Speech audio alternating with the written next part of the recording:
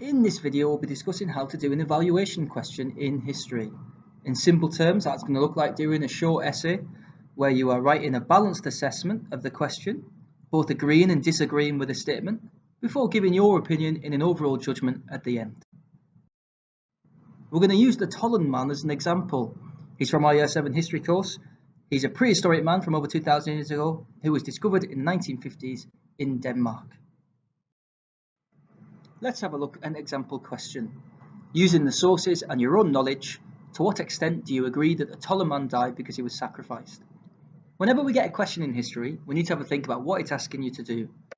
Firstly, you'll notice that this one's telling you to use sources as well as your own knowledge.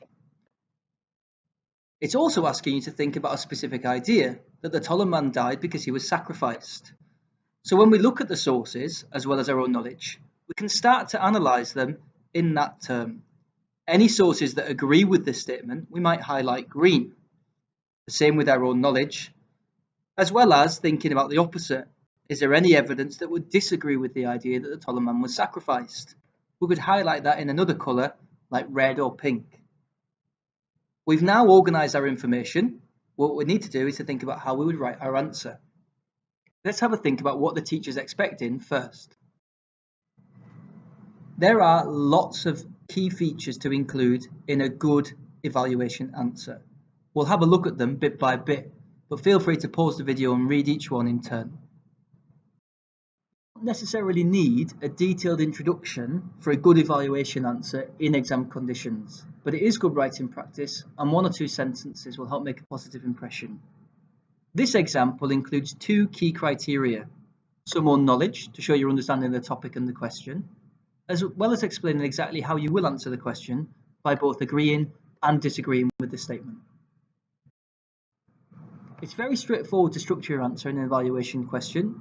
You need to both agree and disagree with the statement. There's 2 good points being made here, using the idea of on the one hand and on the other hand. The first one disagrees, the second one will agree with the statement that he was indeed sacrificed. When you're writing your paragraphs, they should follow a point, evidence, explanation structure, or P. A good example is shown here. On the one hand, some evidence would suggest that the Tolland man was not sacrificed, he was murdered. For example, source D tells us that traitors were often hanged from trees at this time. Sources A and B both show that he was found with rope around his neck, agreeing with the idea that he was hanged. I also know that an X-ray was done of the Tolland man's neck and it was broken, which could easily have happened from being hanged. Overall, it's clear that there is evidence from the customs at the time and the Tolland man's body that he may have been murdered.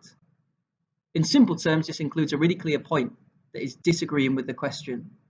There's good use of historical sources. In fact, 3 sources have been paraphrased here to support the idea that he was murdered. There's use of own knowledge, as shown in blue. And finally, to bring all of those ideas together, there's a clear explanation about why this suggests the Tolland man wasn't sacrificed, he was in fact murdered.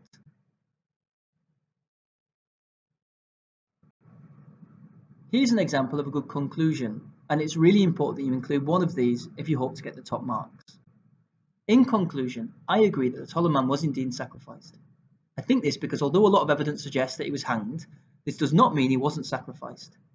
The fact that he was found with a religious statue also suggests it was there for a reason, because he was sacrificed. Whilst not the most creative, this conclusion includes 2 key features. Firstly, it very clearly states that it agrees with the question.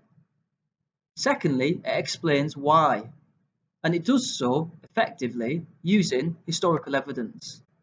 This is a good way of helping make your mind up on whether you agree or disagree with a statement. Thinking what you consider to be the most important or convincing evidence to help make up your mind. It might not always be like this, but it's just one tip for writing a clear conclusion. So there you are, an example of an overall answer that is balanced and giving a clear evaluation. There's the 4 key features that have been discussed, a very brief introduction, a main body that both agrees and disagrees with the statement, and a conclusion that not only gives the overall opinion, but explains why you've come to that. So there you have it, how to write a good evaluation answer in your history assessments. If the question demands, use the sources as well as your own knowledge. You need to agree and disagree as well as giving an overall judgment. And yet, make no mistakes about it, this is essay writing. So all of those skills are really important, in particular your P paragraphs.